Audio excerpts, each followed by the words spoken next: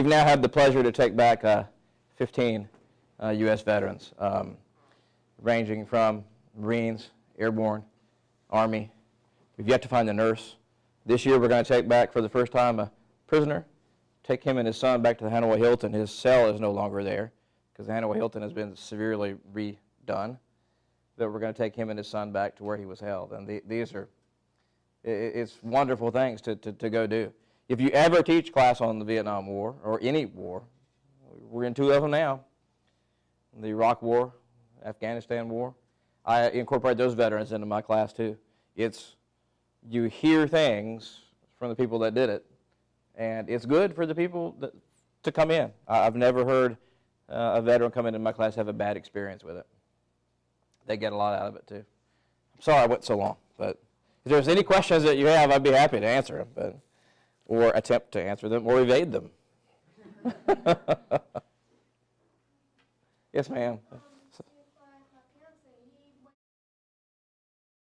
Galley, that's the $84,000 question, then are the 2 wars similar? I think there are phenomenal similarities and great differences to boot. I think it depends on what you're looking at in the wars. But one of the questions that people are looking at now is combat trauma and how it's dealt with. And as you might suspect, the lady that was with John on his battlefield, that was his psychiatrist. We had 2 military psychiatrists with us, 2 VA clinicians, to make sure that nothing went wrong, because as you might suspect, these guys going back to Vietnam. We've had several non-PTSD veterans go back and several PTSD veterans go back. We don't limit it only to PTSD veterans. It's a thank you to our veterans.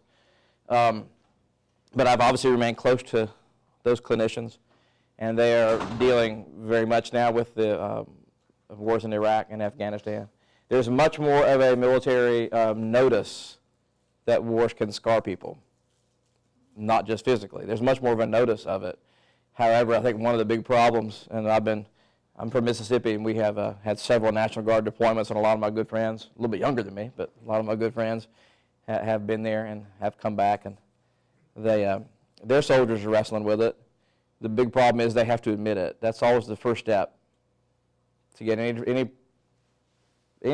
treatment for this, you got to admit it. If you admit it while you're in the military, that's not the best thing for your continuance up the ranks. And there's an awful lot of societal breaks to admitting it in the first place. American soldiers are supposed to be brave. We're not supposed to have this kind of stuff happen to us. So there's a lot more cognizance of it now, but I'm not sure that everyone is using the benefits that are out there for it. So that's again, I'm not sure that's a satisfactory answer, but yes, sir. From a technical policy standpoint, how does Iraq compare to Vietnam? Are there any lessons across? Oh yeah, there's humongous lessons from Vietnam. One of the great joys I had was teaching at the Air War College. That was teaching colonels rising to 1 stars. It's the strategic level class for mainly Air Force officers there, but we also had Marines and Navy and Coast Guard. We had everything there. And one thing I was really surprised to hear from them, this was 2005 when the insurgency was really getting a strong grip in Iraq. One thing I was really surprised to learn about was that the PME, Professional Military Education, PME had decided, along with much of the military after Vietnam, that the way we were going to deal with Vietnam was never fight it again. Many of the hard-fought lessons in Vietnam about how to fight an insurgency, Marines were great at it, the CAP program, things like that. The Marines were small warriors before, and they brought over a lot of their know-how into Vietnam, and really were very successful. West Moreland kind of put the stomp on people like General Lewis Walt and whatnot. There were great lessons learned in Vietnam about how to fight this kind of war, but all PME ceased to teach counterinsurgency afterwards.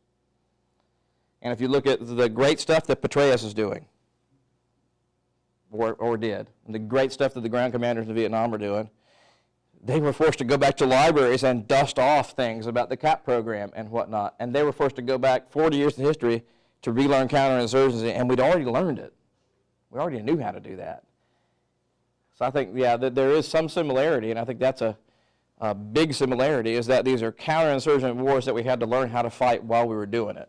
In Vietnam, there's more of an excuse. I think the excuse this time is less excusable.